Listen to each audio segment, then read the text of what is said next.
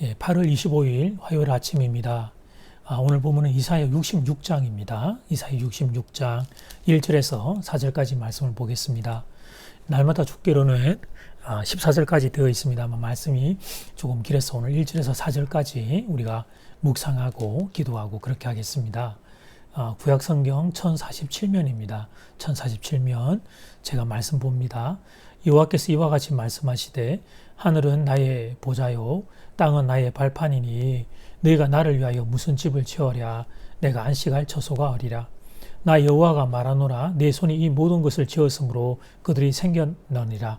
무릇 마음이 가난하고 심령에 통회하며 내 말을 듣고 떠는 자 그 사람은 내가 돌보려니와 소를 잡아 드리는 것은 살인함과 다름이 없이 하고 어린 양으로 제사 드리는 것은 개의 목을 꺾음과 다름이 없이 하며 드리는 예물은 돼지의 피와 다름이 없이 하고 분양하는 것은 우상을 찬송함과 다름이 없이 행하는 그들은 자기의 길을 택하며 그들의 마음은 가정한 것을 기뻐한즉 나 또한 유혹을 그들에게 택하여 주며 그들이 무서워하는 것을 그들에게 임하게 하리니 이는 내가 불러도 대답하는 자가 없으며 내가 말하여도 그들이 듣지 않고 오직 나의 목전에서 악을 행하며 내가 기뻐하지 아니하는 것을 택하였습니다 하시니라. 아멘. 말씀의 제목은 하나님이 원하시는 것, 하나님이 원하시는 것. 운동 경기에는 심판의 경고가 있습니다. 우리에게 가장 익숙한 것은 축구 심판의 옐로우 카드입니다. 이 심판의 경고는 중요한 의미가 있습니다. 먼저 가해자 자신이 다시는 잘못을 범하지 못하도록 막는 기능을 합니다. 그 다음은 피해자가 또다시 속출되지 않도록 막는 기능을 합니다. 마지막으로 시합 전체가 질서 가운데 진행될 수 있도록 돕는 공동체적인 순기능도 있습니다. 경고 카드를 받는 선수는 그 순간에 기분이 나빠 흥분합니다만 사실 그 경고 카드는 그 선수를 향한 사랑의 카드입니다. 자기 자신과 상대방 선수와 시합 전체를 망하지 않도록 막아주는 순기능을 하기 때문입니다.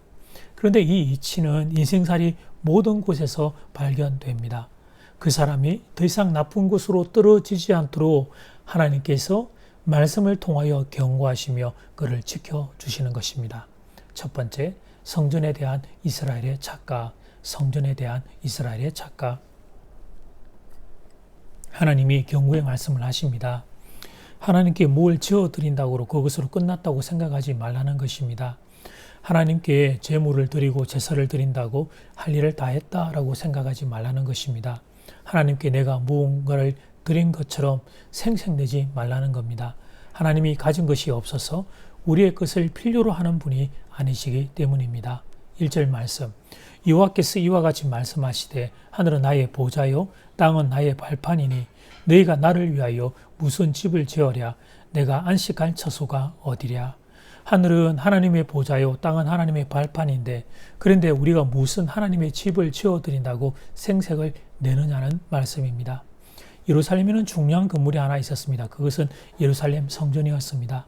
그런데 예루살렘 성전에 대해서 하나님과 이스라엘 백성의 생각이 전혀 달랐습니다.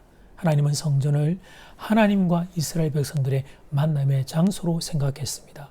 죄인인 인간은 거룩하신 하나님을 만날 수 없습니다. 그래서 하나님이 한 장소를 특별히 정해 주셨습니다. 예루살렘 성전에서는 하나님이 이스라엘 백성을 만나 주시겠다고 허락하신 겁니다. 그런데 일부 이스라엘 백성은 예루살렘 성전을 하나의 문화재로 생각했습니다. 우리 민족에게는 이런 뛰어난 종교와 문화가 있다는 걸 다른 민족에게 자랑하기 위한 건물로 생각한 겁니다. 살아계신 하나님, 창조주 하나님을 만나는 거룩한 장소로 생각하지 않은 겁니다. 이것이 하나님과 이스라엘 백성의 큰 차이였습니다. 인간에게 있어서 가장 중요한 것은 하나님과의 만남입니다. 우리에게 필요한 모든 것은 생명과 축복은 하나님 그분 안에 있기 때문입니다. 우리는 하나님을 만나 죄의 용서를 받아야 나 자신의 존귀함과 아름다움을 회복할 수 있습니다. 그리고 하나님을 만나서 은혜를 받아야 죄를 짓지 않고 아름다운 생활을 계속할 수 있습니다. 그런데 몇 가지 점에서 우리와 하나님의 만남은 불가능합니다. 첫째, 하나님은 너무나 크고 위대하신 분입니다. 하나님은 온 우주를 가득 채우는 분입니다. 그러기에 그렇게 크신 하나님과 우리의 만남은 가능한 일이 아닙니다. 두 번째, 하나님은 거룩함의 본체이십니다. 그러므로 죄인인 우리가 하나님 앞에 서면 그 자리가 바로 멸망의 자리입니다. 그러니 항상 죄를 짓고 죄에 빠져 사는 우리가 거룩하신 하나님을 어떻게 만날 수 있겠습니까? 그러므로 가장 좋은 방법은 하나님이 죄인인 인간 우리를 포기하고 그냥 내버려 두시는 겁니다. 그런데 여기에서 중요한 문제 하나가 발생합니다. 하나님 우리를 너무 사랑하시는 거예요. 하나님 우리를 너무 사랑하셔서 포기할 수가 없는 겁니다. 그래서 하나님이 우리의 죄를 용서하시고 축복을 주기 위하여 한 군데 장소를 정하십니다. 그곳이 바로 예루살렘 성전이었습니다. 그러므로 성전에 나오는 자는 이 은혜와 이 감격을 가슴에 붙잡고 나와야 했습니다. 죄인인 내가, 하나님을 만날 수 없는 죄인인 내가 거룩하신 하나님을 만나는 은혜와 긍휼의 시간이라는 이 감격으로 나와야 했습니다. 그런데 이스라엘 백성들에게 그런 감동은 없고 그냥 제사 드리는 장소로만 변질이 되어버린 것입니다. 제사는 죄인이 하나님 앞에 나와 용서를 받고 하나님을 만나는 영광의 시간인데, 그런데 하나님 앞에 드리는 일종의 세금을 드리는 것과 비슷하게 변질이 되어버린 겁니다. 우리는 세금 바칠 때니까 하나님 이거 받고 우리 인생의 이장 더 이상 간섭하지 말라는 거예요. 죄인인 인생이 살 수 있는 길은 하나님의 은혜를 받는 것인데 그런 생각은 없고 그냥 내가 제사 드렸으니까 이제 됐지요. 그런 생색내기만 남은 것이었습니다. 말씀 앞에서 우리의 모습을 돌아보기를 원합니다. 구약의 성경과 신약의 교회는 연속성과 불연속성이 있기에 그 부분에 대한 논의는 건너뛰도록 하겠습니다. 최근 코로나 사태로 인하여 교회에서의 예배와 영상 예배에 대한 논쟁을 하는 이들이 있는데, 예를 들면 이런 주장입니다. 굳이 꼭 교회에서 예배를 드릴 필요가 무엇 있나? 영상으로 예배를 드려도 되지 더 쉬운 방법이 있는데 굳이 시간을 들이며 어렵고 힘든 방법을 고집할 필요가 무엇 있나라고 하는 그런 생각입니다. 그런데 주님 안에 사랑하는 여러분, 예배가 어떤 시간인지를 안다면 지금 그런 논쟁을 할 때가 아닙니다. 예배는 죄인인 우리가 살아계신 하나님을 만나는 시간입니다. 우리는 죄인이기에 하나님을 만날 수 없습니다. 그런데 예수님의 십자가 보혈을 의지해 하나님의 허락하신 은혜 아래 하나님을 만나게 된 거예요. 그래서 주일에 대표 기도를 하시는 장로님들께서 하나님 앞에 나올 수 없는 죄인인 제가 이 시간 하나님 앞에 나옵니다. 우리의 죄를 용서해 주시고 은혜를 베풀어 주시사 긍휼을 베풀어 주시사 우리를 만나 주시옵소서, 그렇게 기도를 드립니다. 이 기도는 너무 소중한 기도죠. 단순히 관례를 따라 내려오는 형식적인 기도가 아니라 한 인생이 예배가 어떤 자리인지를 알 때 하나님 앞에 드리는 너무나 소중한 기도인 겁니다. 죄인인 우리를 사랑하는 교회 여러분, 하나님이 만나 주시겠다 하면 그럼 여러분 우리가 어떻게 해야 되겠어요?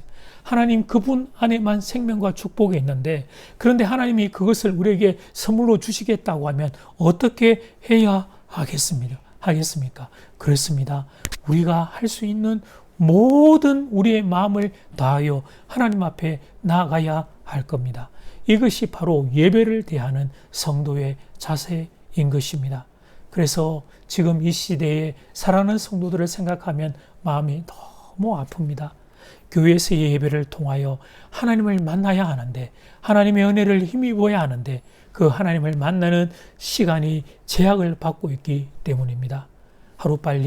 그러므로 하루빨리 교회에 모여 하나님을 예배하며 하나님을 만나는 시간이 회복되기를 소원합니다.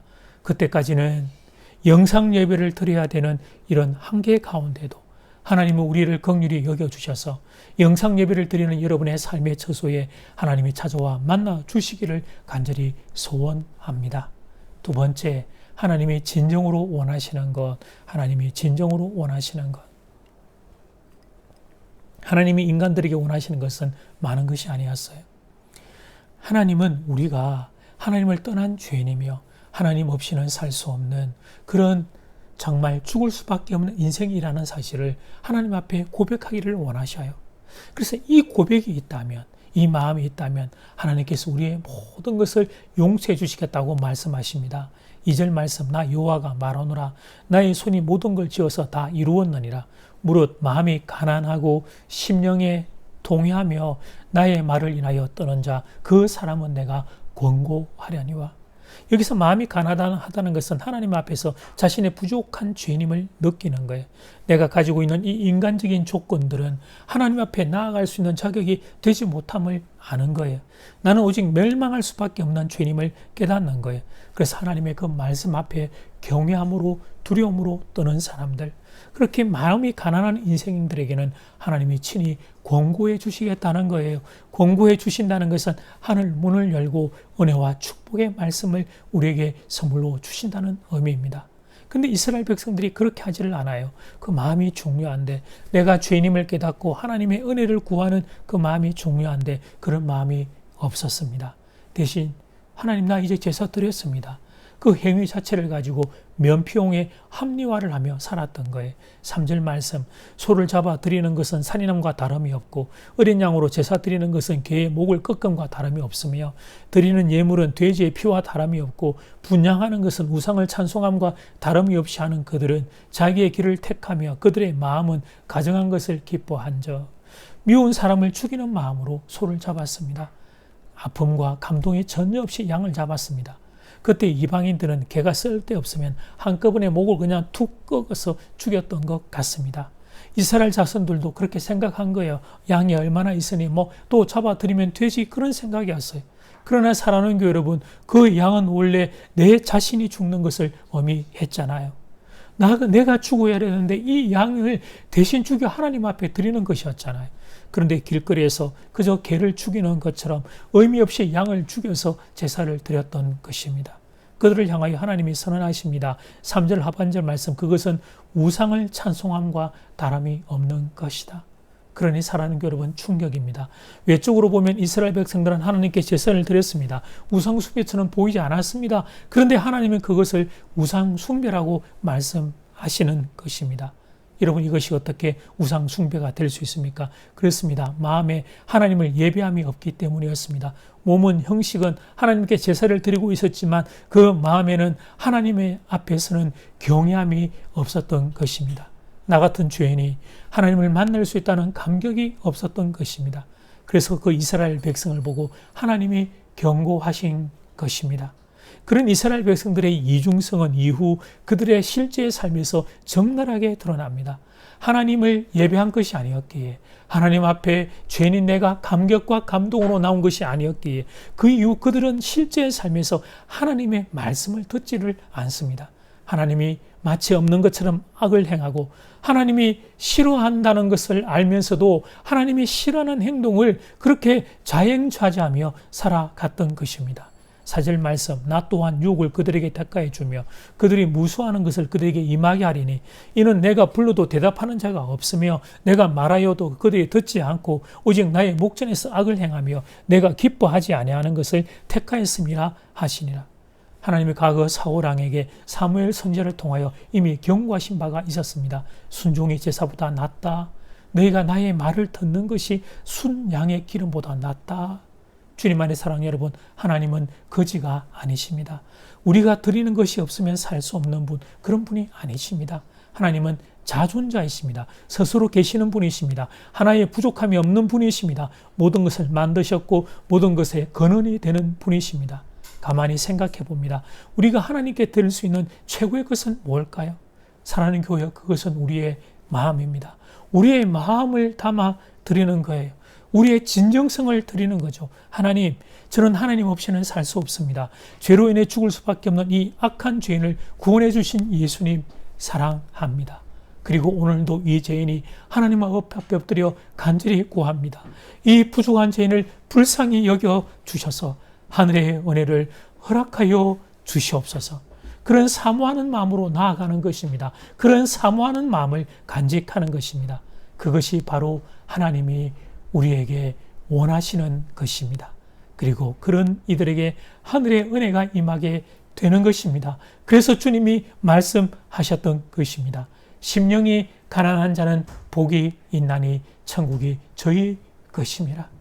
심령이 가난한 성도들 여러분 위해 오늘 이 시간 하나님의 나라 천국이 임하기를 주 이름으로 축복합니다. 기도드리겠습니다.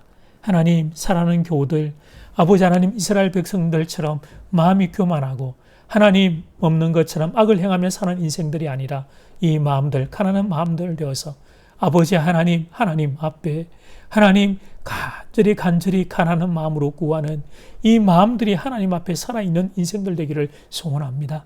하나님, 저는 죄인입니다. 하나님, 은혜가 없이는 오늘 하루도 살 수 없는 인생입니다.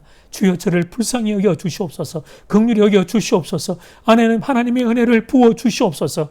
구하여 기도함으로 하나님의 은혜를 오늘도 하나님 흘러 넘치게 공급받아 그 은혜로 살아가는 귀한 인생들 되기를 축복합니다. 사랑하는 성도들의 생애 위에, 가정 위에, 우리 교회, 이 나라, 이 민족 위에 하나님 우리를 불쌍히 여기사 은혜를 부어 주시옵소서. 예수님 이름으로 기도드립니다. 아멘. 하늘에 계신 우리 아버지여, 이름이 거룩히 여김을 받으시오며 나라가 임하시오며 뜻이 하늘에서 이루어진 것 같이 땅에서도 이루어지이다. 오늘 우리에게 일용할 양식을 주시옵고 우리가 우리에게 죄 지은 자를 사하여 준 것 같이 우리 죄를 사하여 주시옵고 우리를 시험에 들게 하지 마시옵고 다만 악에서 구하시옵소서. 나라와 근세와 영광이 아버지께 영원히 있사옵나이다. 아멘.